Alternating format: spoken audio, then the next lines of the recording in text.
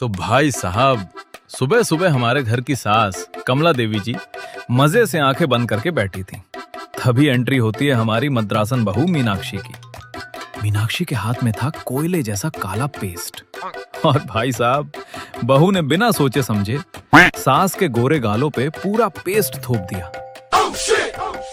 अरे मोरी मैया, रे राहुल, दौड़ रे जल्दी, इस मद्रासन ने मेरे ऊपर काला जादू टोना कर दिया। मैं मर गई रे, मर गई। Oh no. अयो मम्मी जी, रिलैक्स, ये टोना वोना कुछ नहीं है।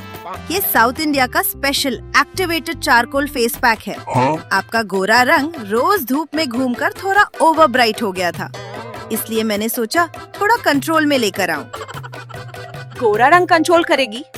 खुद तो कोयलेपन की ब्रांड एम्बेसडर बनी घूमती है, अब मेरा गोरा रंग भी चुरा रही है। बहू की इस हरकत पे सास गुस्से से तमतमा उठी और हमारी मद्रासन बहू कोने में खड़े होकर चुपचाप मंद मंद मुस्कुराने लगी। लेकिन ये हंगामा यहाँ शुरू नहीं हुआ था। इसके लिए हमें चलना पड़ेगा ठीक 15 मिनट पहले। तो कहानी शुरू होती है थोड़ी देर पहले, जब कमला देवी जी सोफे पर बैठकर आराम फरमा रही थी। तभी मीनाक्षी देवी जी किचन से 2 अलग अलग कप लेकर नमूदार हुई। एक हाथ में थी गोरी गोरी दूध वाली चाय और दूसरे हाथ में साक्षात यमराज के रंग जैसी ब्लैक कॉफी। मम्मी जी, ये रही आपके लिए आपकी पसंद की दूध वाली चाय और मेरे लिए ब्लैक कॉफी। बहू, तू कॉफी भी अपने जैसी ही पीती है, बिल्कुल काली स्याही जैसी। मुझे तो डर लगता है कहीं ये सब पीते पीते तेरा बचाट सा कुछ रंग भी ना उठ जाए। अयो मम्मी जी, ब्लैक कॉफी से बॉडी का फैट बर्न होता है और दिमाग तेज होता है। हाँ, और आपकी ये दूध चीनी वाली चाय, इससे दिमाग में सिर्फ गॉसिप और लोगों को ताने मारने के आइडिया आते हैं। ओहो, बड़ी आई ज्ञान बांटने वाली। Oh no! हमारे नॉर्थ में लड़की का रंग अगर दूध जैसा गोरा ना होना तो शादी के रिश्ते के नाम पर लोग घर के अंदर तक नहीं आते। मुझे तो तरस आता है मेरे इस गोरे चिट्टे बेटे राहुल पर। पता नहीं कौन सा साउथ का जादू चला दिया तूने उस पर। मम्मी जी, दुकान पे जो व्हाइट चॉकलेट मिलती है ना, वो सस्ती होती है।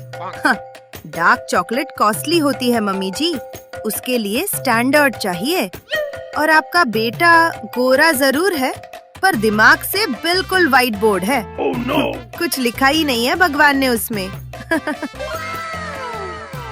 बहू का ये करारा जवाब सुनकर सास अभी अपना दिल मसोस ही रही थी कि अचानक घर के अंदर टपक पड़ती हैं पड़ोस वाली पम्मी आंटी। Oh no!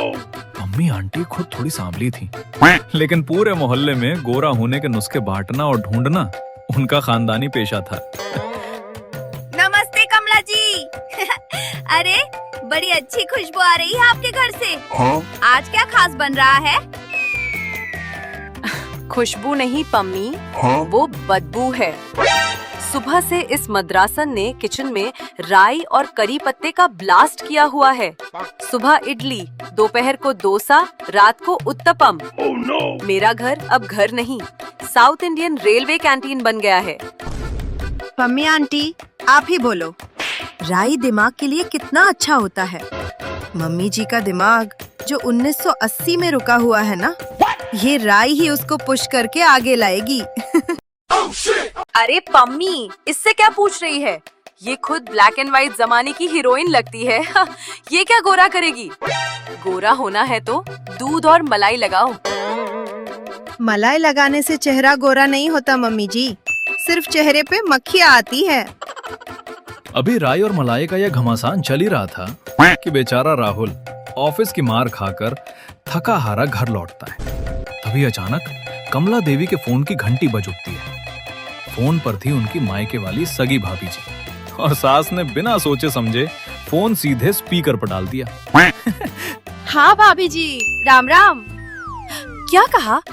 कल आप और प्रिया हमारे घर आ रहे हो? अरे वाह, बहुत बढ़िया। हाँ कमला, वो प्रिया के लिए एक बड़ा अमीर रिश्ता आया है दिल्ली से। लड़के वालों को लड़की बिल्कुल गोरी चिट्टी चाहिए, तो मैंने सोचा कल तुम्हारे घर रुककर ही उसे लड़के वालों से मिलवा दूं। बिल्कुल आओ भाभी। मेरी प्रिया तो वैसे भी बिल्कुल कश्मीरी सेब जैसी गोरी है। उसके सामने तो चांद भी फीका पड़ जाए। सुना ना तूने, मेरी भतीजी प्रिया आ रही है। बिल्कुल अप्सरा जैसी गोरी है वो। कल जब लड़के वाले आएंगे ना मीनाक्षी, तो तू किचन से बाहर मत निकलना। अयो क्यों मम्मी जी, मैं क्या भूत हूँ? हाँ भूत नहीं, पर उसके गोरे रंग के सामने तेरा ये रंग देखकर कहीं लड़के वाले ये ना सोचे कि इस घर में ग्रहण लग गया है। मैं मायके में अपनी नाक नहीं कटवाना चाहती। मम्मी, ये आप क्या रंग भेद की बातें कर रही हो? मीनाक्षी कितनी प्यारी है। तू चुप कर गोरे डब्बे। अपनी बीवी की ही साइड लेगा तू हमेशा। और आ गया वो अगला दिन, जिसका सबको बेसब्री से इंतजार था। घर की घंटी बजी और कमला देवी हवा की रफ्तार से भागकर दरवाजा खोलने पहुंची।